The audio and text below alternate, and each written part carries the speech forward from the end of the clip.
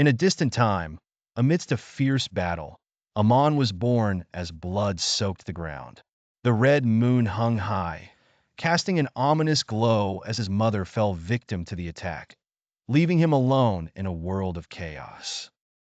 Surrounded by death and cries, he entered the world, a child amidst the carnage. The next day, a shepherd stumbled upon the infant and took him to his village. Raised among the shepherd's children, Amon stood out with his fierce nature and strong build. Even as a child, he displayed remarkable combat skills, impressing everyone around him. When the king's soldiers came to recruit the village's youth for war, Amon was taken along with the others. He embarked on a journey to the army, where he began his training in the arts of combat: sword, spear, and bow. His talent quickly shone, and he became known as a formidable warrior. On the battlefield, Amon was like a man among thousands. His courage was unyielding, and enemies fled at the sound of his name. His legend grew, making him a beacon of hope for his kingdom and capturing the king's attention. The king summoned Amon, recognizing him as a promising figure for the kingdom. In the presence of the king, Amon felt a sense of destiny. The king appointed him as a general, granting him a special army to lead in future battles. After a monumental victory, Amon discovered an old hut and entered, where he encountered an elderly woman. She told him she had been waiting for him and that a great destiny awaited him. But first, he needed to uncover the truth about his origins.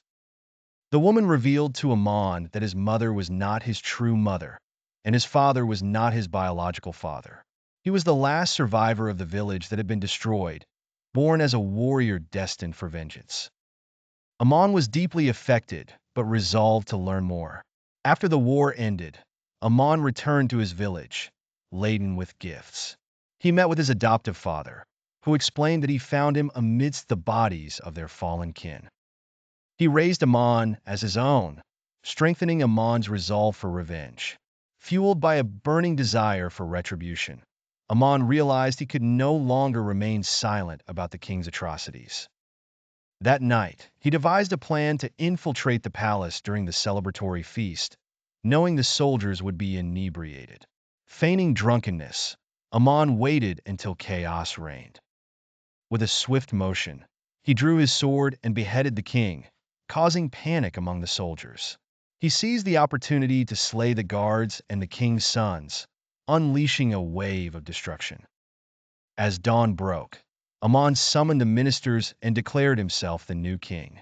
He ruled with an iron fist, warning that any opposition would lead to dire consequences. His reign began, but the questions about his past lingered in his mind.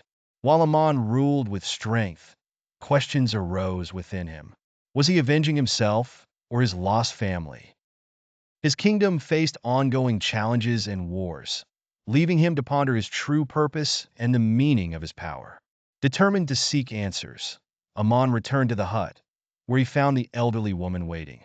She told him he possessed great abilities and needed to wield them wisely.